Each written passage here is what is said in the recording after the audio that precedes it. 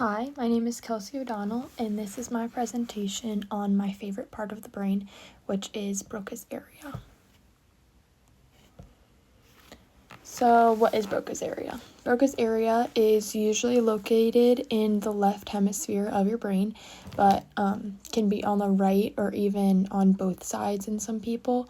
It's in the frontal lobe near your temple area, and it is responsible for the production of speech, meaning that it's responsible for putting our thoughts into spoken or written words, and it also helps us form our sentences, arranging our words so that they are grammatically correct and they make sense when they're all put together.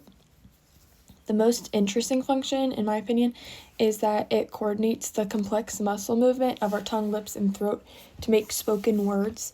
And because of all of these functions, I like to think of Broca's area as the editor and producer of speech.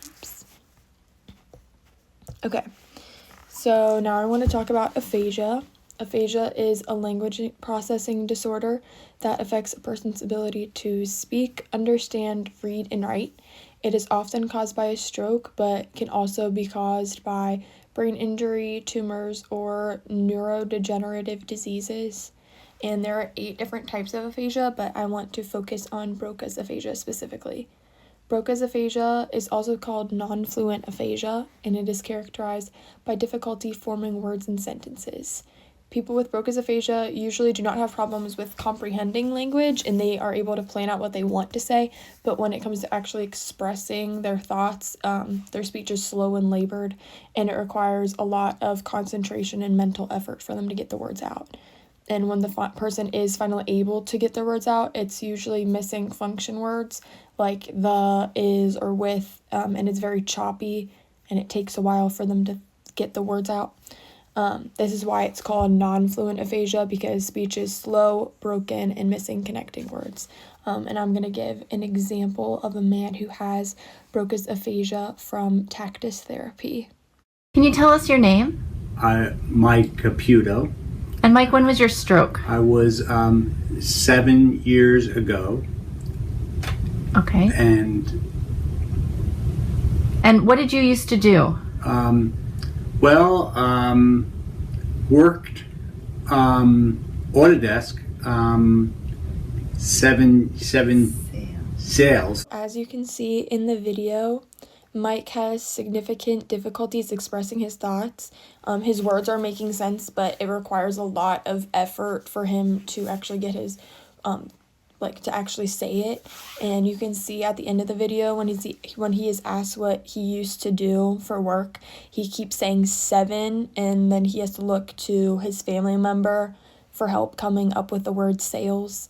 And his speech is also kind of choppy, and it seems to be missing some function words in his sentences.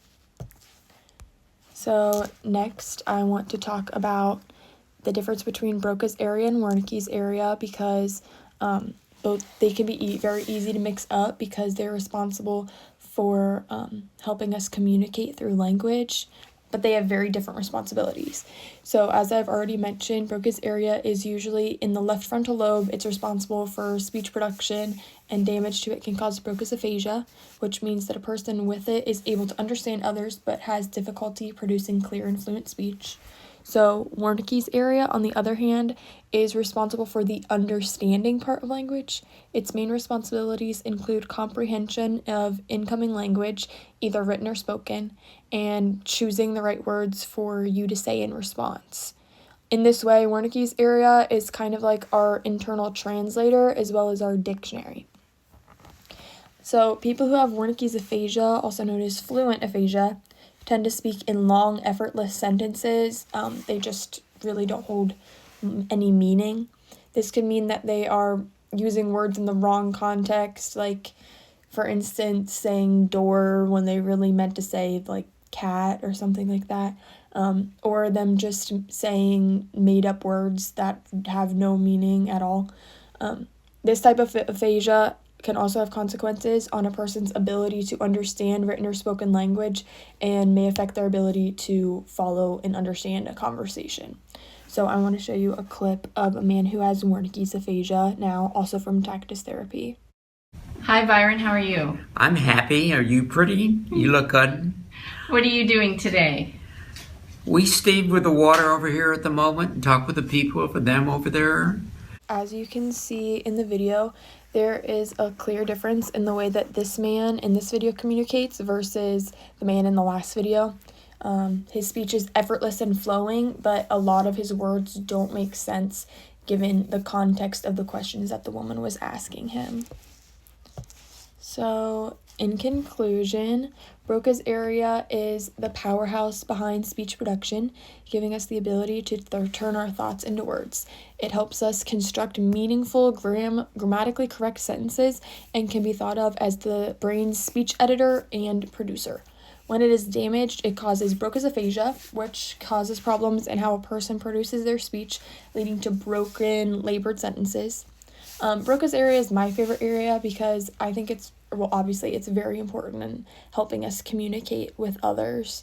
And we all take our speech for granted until we think about it being taken away, like in aphasia. And Broca's area really just shows how miraculous our words really are. And here are my works cited. Thank you.